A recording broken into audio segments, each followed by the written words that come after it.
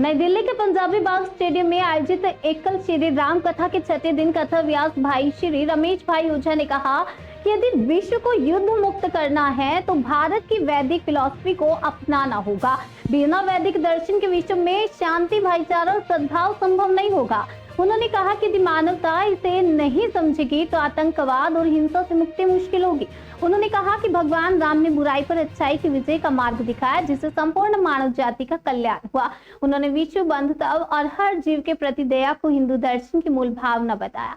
गुरुवार को कथा सुनने वालों में लोकसभा सांसद कमलजीत सहरावत, राजू विस्ता, श्याम जाजू सहित कई गणमान्य लोग शामिल हुए। रजत जयंती वर्ष के तहत एकल अभियान द्वारा आयोजित इस कथा में हजारों श्रद्धालु पहुंचे। सहस्त्र चंडी महायज्ञ में 108 गांवों के ब्राह्मणों द्वारा प्रतिदिन पूजा पाठ हो रहा है। साथ ही लाइव एकल स्कूल, कंप्यूटर लैब और सांस्कृतिक कार्यक्रमों का आयोजन भी किया जा रहा है।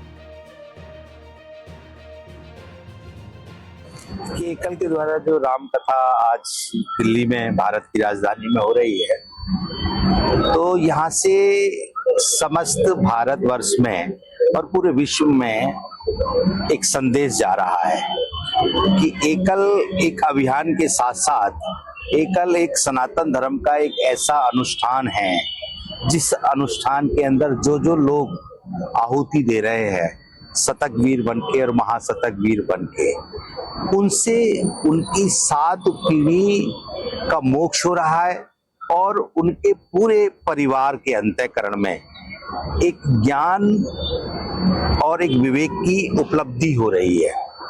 कैसे हो रही है? क्योंकि यहाँ पर जब राम कथा का जो आयोजन हो रहा है और यहाँ ऋषि कुमार आकर के जो ऋचाओं से, वेद की ऋचाओं से अपने मुख के द्वारा जब उच्चारण करते हैं और वो स्वर जब वातावरण में गूंजता है, तो यहाँ से उस तप को केंद्रित करने वाले जो सहयोगी हैं, तो उसका लाभ उन सहयोगियों को मिल रहा है। तो यहाँ से पूरे देश को और पूरे समाज को और पूरे विश्व को एक संदेश जा रहा है कि प्रत्येक व्यक्ति यदि इससे जुड़ता है तो उसको ये निश्चित है कि इस अभियान से जुड़ने के बाद उसका मोक्ष सुनिश्चित हो जाता है। सेवा भावना से है और जो सेवा करता है वो राम की सेवा करता है। राम जी ने ये चीज सिखाई है कि भी सेवा करना ही परम धर्म है।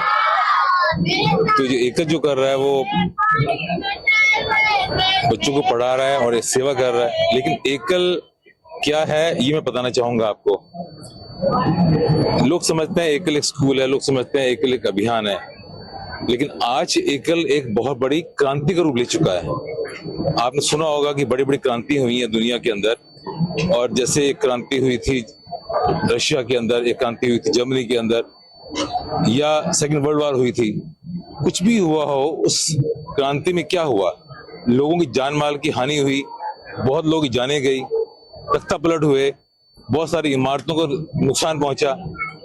लेकिन एकल एक ऐसी क्रांति है जो बहुत स्लो और शांत से चलती हुई पिछले 40 साल से ये क्रांति चलती आ रही है। तो 40 सालों के अंदर इस क्रांति ने क्या किया? किसी जान माल की हानि नहीं की, किसी की जान नहीं गई, कोई तख्ता पलट नहीं हुआ। एक ही काम हुआ, वो हुआ मानवता की सेवा। और वो कैसे हुई?